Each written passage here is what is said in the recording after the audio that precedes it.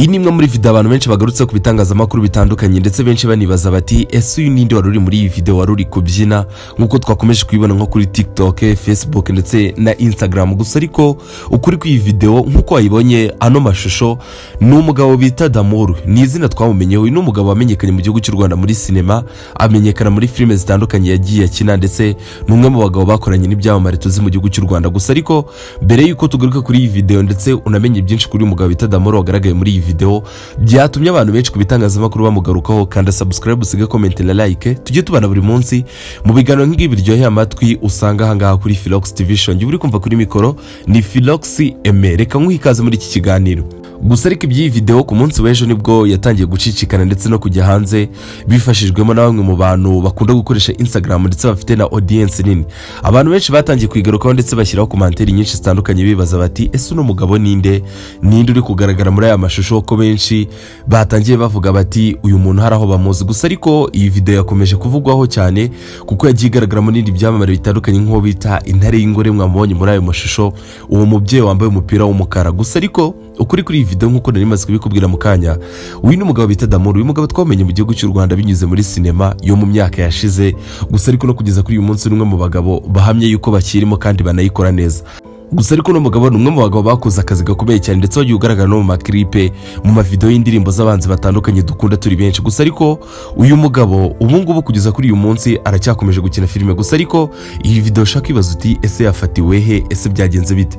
Iyi video yafatiwe aho bita Nyabugogo. Murabizi iyo hari company runaka zishaka kwamamaza ibintu cyangwa se kugira ngo zikore ubukangurambaga runaka, zifata ahantu hahurira abantu benshi ndetse bakifashisha n'ibyamamare bitandukanye, haba muri sinema, haba ndetse n'abandi bantu bagaragara mu myidagaduro. Rero ni kimwe mu bigo byari byerekeje ari Nyabugogo kigira ngo gigire ubutumwa gitanga ndetse n'ubukangurambaga. Nibwo baje kwifashisha bamwe mu bantu bamenyekanye muri sinema yo mu gihugu cy'u Rwanda ndetse banafite abantu benshi cyane babakurikirana ndetse banabakunda.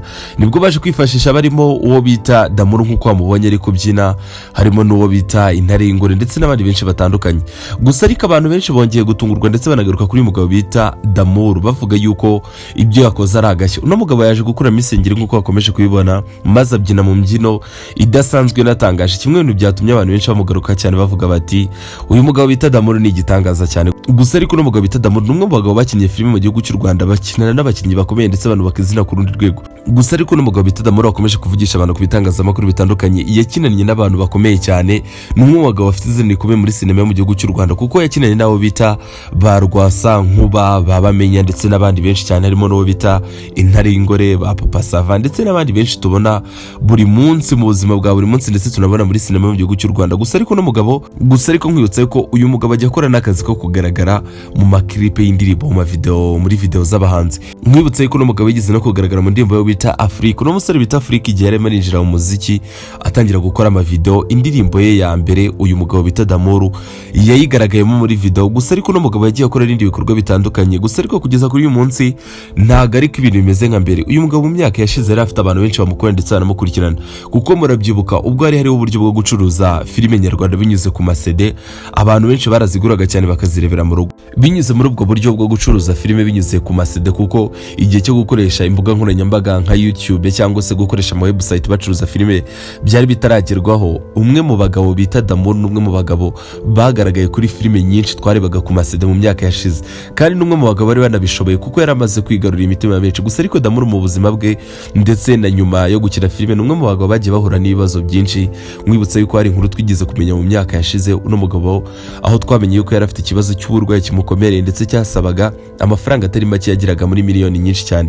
Ibi byatumye no mugabo ajya kwivuriza hanze. Gusa ariko murabyibuka byari ibintu bikomeye cyane ku mbuga nkoranyambaga aho hagiye hatereteranywa amafaranga kugira ngo no mugabo bamufashe yivuze. Gusa ariko ibyo byaje kurangira D'Amour agaruka muri sinema ndetse yongera kwigarurira imitima y'abanyarwanda ndetse n'abakunzi ba sinema muri rusange. Gusa ariko kugeza kuri uyu munsi ni umwe mu bagabo bagikora ibikorwa byinshi bitandukanye. Nkwibutsa yuko kugeza kuri uyu munsi sinema nyarwanda imaze kugera ku rundi rwego, aho kugeza muri iki gihe abantu bashyize imbaraga mu gukina filime bazinyuza ku rubuga bita YouTube, kuko iyo urebye nk'uwo bita Kiramani ni umwe mu bagabo bahagaze neza cyane, ni umwe mu bagabo banyuza filime ku rubuga rwa YouTube bikamuha amafaranga menshi cyane.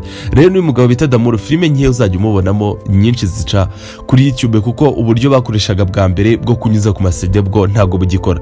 Gusa ariko D'Amour yatunguye abantu hariya Nyabugogo mu mujyi wa Kigali. Kigali ubwo yarimo aragaragara kuri stage ari kubyina muri buriya buryo budasanzwe ndetse bunaryoheye ijisho nk'uko benshi bagiye babigaruka. Gusa ariko nawe uri kunkurikirana umanuke muri comment umbwire uko wabonye performance yo bita D'Amour uburyo yayikoze ubwo bari hariya muri Nyabugogo. Gusa ariko ikintu bamenya kuri uyu mugabo ni umwe mu bagabo bafite abantu benshi bamukunda ndetse banamufatiraho icyitegererezo. Urebye uburyo akora ibintu bye ndetse n'uburyo ari umuhanga mu gukina sinema ni kimwe mu bintu abantu benshi bamukundira cyane ndetse banamugarukaho cyane. Gusa ariko najya nkwibutse karokano mu minsi yashize uwo bita D'Amour yagaragaye kuri YouTube channel imwe mu gihugu cy'u Rwanda imaze kumenyekana, atangaza amagambo yatunguye abantu benshi ndetse yanabavugishije cyane.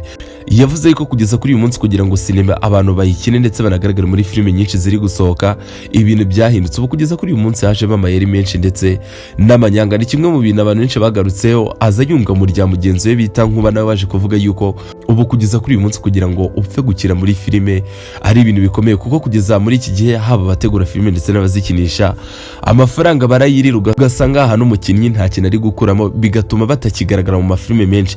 Ni bimwe mu byo uno mugabo bita D'Amour yatangaje ndetse n'abandi bakinnyi ba filime batandukanye bagenda babitangaza. N'uwo bita Nzovu mu minsi yashize yavuze yuko uwo bita Kiramani yamuhamagaye akamubwira yuko ari ukumufasha kugira ngo akine muri filime.